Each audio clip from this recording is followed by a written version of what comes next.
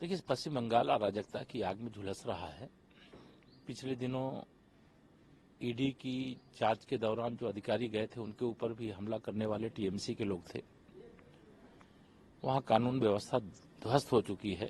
जब देश में श्री राम जन्मभूमि पर भव्य मंदिर निर्माण और 22 जनवरी को रामलला अपने जन्मस्थान पर 500 साल के बाद विराजमान होने जा रहे हैं, पूरे देश का माहौल राममय है, चारों तरफ एक धार्मिकता का वातावरण है।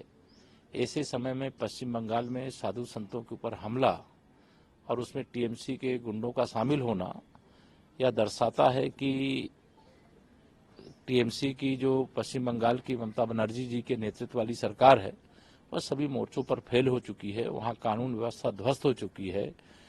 पश्चिम बंगाल अराजकता की आग में धू धू करके जल रहा है और इसके लिए जो भी दोषी हैं वहां की सरकार को तत्काल कार्रवाई करना चाहिए।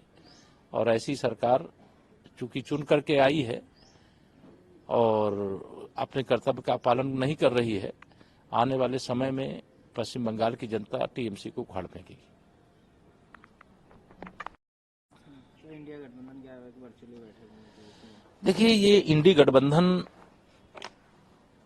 में जितने दल, जितने नेता, उतने राग अलाप रहे हैं। प्रधानमंत्री पद के दर्जनों उम्मीदवार हैं। जैसे शादी विवाह में फूफा नाराज हो जाते हैं, उसी प्रकार से इंडी गठबंधन का कोई ना कोई दल हर दिन नाराज और हर दिन प्रसन्न होता रहता है।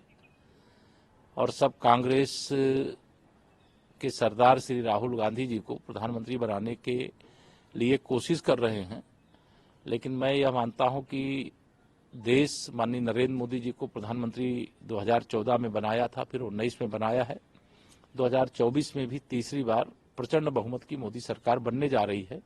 केवल देश को इंतजार है चुनाव का। जब चुनाव की घोषणा होगी तब भारतीय जनता पार्टी का कमल खिलेगा, एनडीए की जीत होगी, माननीय नरेंद्र मोदी जी देश के फिर से प्रधानमंत्री बनेंगे। और विपक्ष हताश है, निराश है, उदास है, नेता विहीन है, नीति विहीन है, मुद्दा विहीन है और इंडी गठबंधन का कोई भविष्य नहीं है। जी सर, सीट शेयरिंग को लेकर तैयार की है जो सीट शेयरिंग। देखिए, मैंने कहा जिस ठगबंधन की न कोई नीति है, न जिनकी देश और देश की जनता के प्रति नियति अच्छी है, न जिनके पास कोई एक नेता है, उस गठबंधन का भविष्य तो पहले दिन ही गर्त में जा चुका है।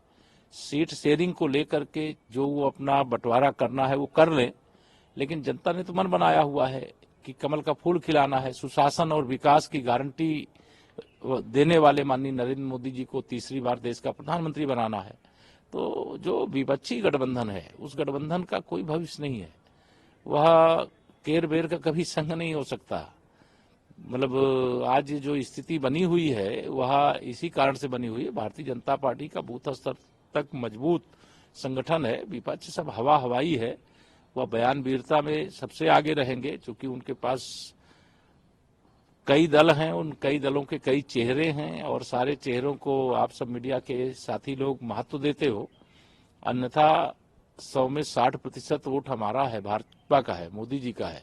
40% में बंटवारा है और बंटवारे में भी हमारा है, क्योंकि सबका साथ, सबका विकास, सबको सम्मान, सबको स्थान देने का काम किया है और गरीब कल्याण के लिए काम किया है, किसान उत्थान के लिए काम किया है, महिला सशक्तिकरण के लिए काम किया है, देश के युवाओं के उज्जवल भविष्य के लिए काम किया है, आत्मनिर्भर भारत बनाने के लिए काम किया है। इसका इतना करंट है कि जिसको का अता पता ही नहीं है विपक्ष को। जब ईवीएम मशीन खुलेगी तो कमल का फूल सुशासन की गारंटी के साथ, विकास की गारंटी के साथ खिलेगा और भाजपा फिर से 19 से भी बड़े बहुमत से सरकार में।